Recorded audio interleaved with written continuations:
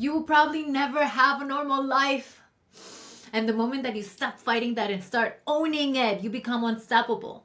Maybe you're the rainbow sheep of your family. Maybe you always felt too sensitive or too deep, too expressive, too many callings, too different, too much something. Maybe you look around and you say, why am I not where I should be? You want to be very cautious about that should in your life. I don't have the perfect relationship or the dream career, no perfect life display that I can put on social media. But what if I told you that you want to be on your own timeline? In this video, we're going to explore the hidden way that comparison is keeping you from your true path. Why most of the most powerful women in history didn't even start to bloom later in their life. How accepting your unique journey is the key to self-love. And then we're going to go over an easy 3-step process to stop judging yourself and start creating the life you want. Please start creating. The truth, we live in a world that glorifies milestones over meaning. Everywhere you look, you're bombarded with proof that you should have been farther by now. You see the engagement announcements and the pregnancy reveals and the promotions and the dream jobs and all the vacations and the power couples and the perfect lives, the perfect bodies, right? The perfect wardrobes and closets. And if you don't have those things, if your life doesn't fit inside that pretty digestible box society says that you should be in, you start believing something is wrong with you. But let me just drop a little fairy dust that will probably set you free. Some of the greatest women in history didn't step into their power until later in their life, right? Toni Morrison didn't publish her first novel until she was 39, right? She won a Nobel Prize at 62. Vera Wang didn't even start designing wedding dresses until she was 40. Julia Child didn't cook until she was late in her 30s. And Maya Angelou, right? We love her, didn't even become a household name until her 40s. Power isn't about timing. It's about owning your path and using it. No. The problem isn't that you are late. The problem is that you're judging your timing against a system that was never built for women like you. Right? The creative kind, the sensitive kind, the one that was connected to meaning. I want to help you break free from these expectations of society. Let's be real, comparison is just a distraction. You're looking at someone else's story, and instead of being inspired by it, you're beating yourself up for not being there. You're not really behind. You're just being called to accept that your journey was never meant to follow any sort of timeline. The pain that you feel is not from being less than. It's from resisting the truth that you were never meant to be normal or to live a normal life.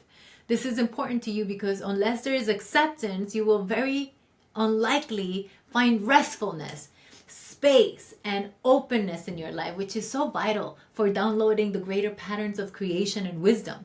What if you stop wishing for a different life and instead started living the one you actually have?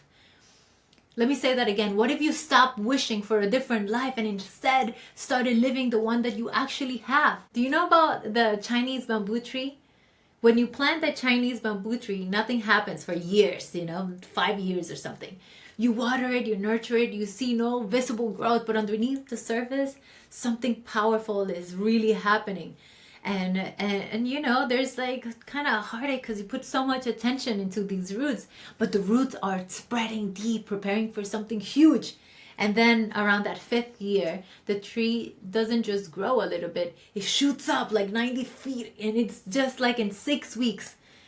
So this is precisely what happens when you stop resisting your path and just start watering your roots and start trusting it. You continuously nurture where you're going, what you're doing, your inner self, your path, your own journey, accepting, because you are not behind, you are rooting. And when it's time, your growth will be unstoppable. I want to just share a super quick 3-step process to stop comparing and start owning your power. So the first step we've been speaking about is to accept your life fully and fiercely. Stop fighting the cards that you were dealt and play them like a master. Make peace with your past.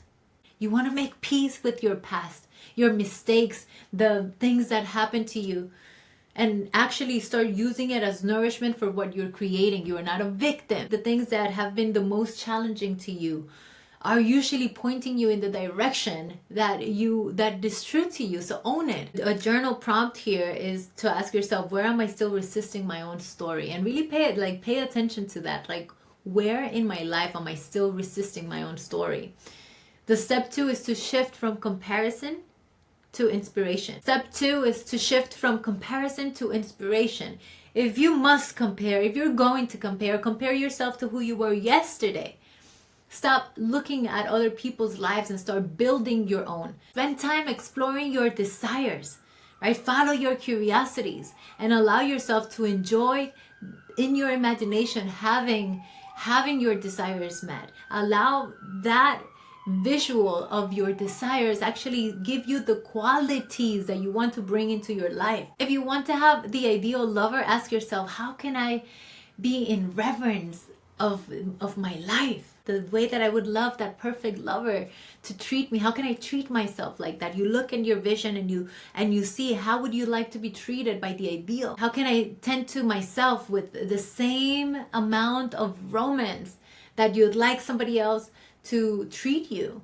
If you want to have a successful business that's meaningful to you, look at your vision and see what are the steps that you would be taking on a daily basis, and then start taking the little steps enthusiastically and meaningfully, because it's not about what you get or what you achieve, it's about who you become on the journey there. So start taking the small steps, even if it feels like a great mountain, right? To activate inspiration, give up comparison. Surround yourself with women, with people whose paths are brilliant and unique, inspire you to live, not conform. People who can brag about their wins, who celebrate life and who celebrate you. Step 3 is to participate in the love that life has for you. There is nothing in the universe that is accidental. You being here is a proof that life wanted to have an experience of you, that God wanted to experience itself through your own unique story and your own unique name.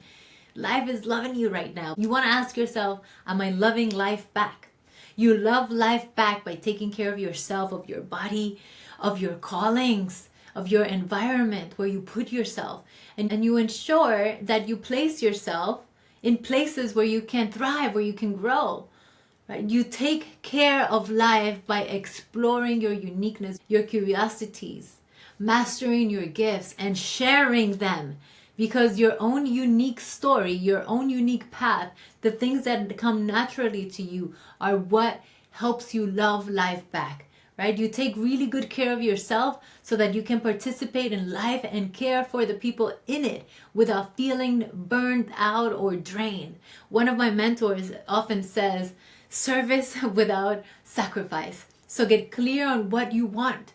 See the mountain and start climbing the mountain without forgetting that the whole point of any hike, of any climb that you do, is the experience, the gift of present that each adventure gives us. My invitation is that you take a conscious action today that aligns with the life that you want to create. I really like what Steven Pressfield says in The War of Art. He says that comparison, drama, chaos are all the ways that we are all ways that resistance, which is the enemy to creativity, the evil force in the universe, shows up in your life to keep you from the work you are here to do. So to participate in the love that life has for you, this is super important. Set boundaries to keep yourself from spiraling into the distraction of comparison. You don't have to think about, I'm waiting for life to begin. You're in it, baby.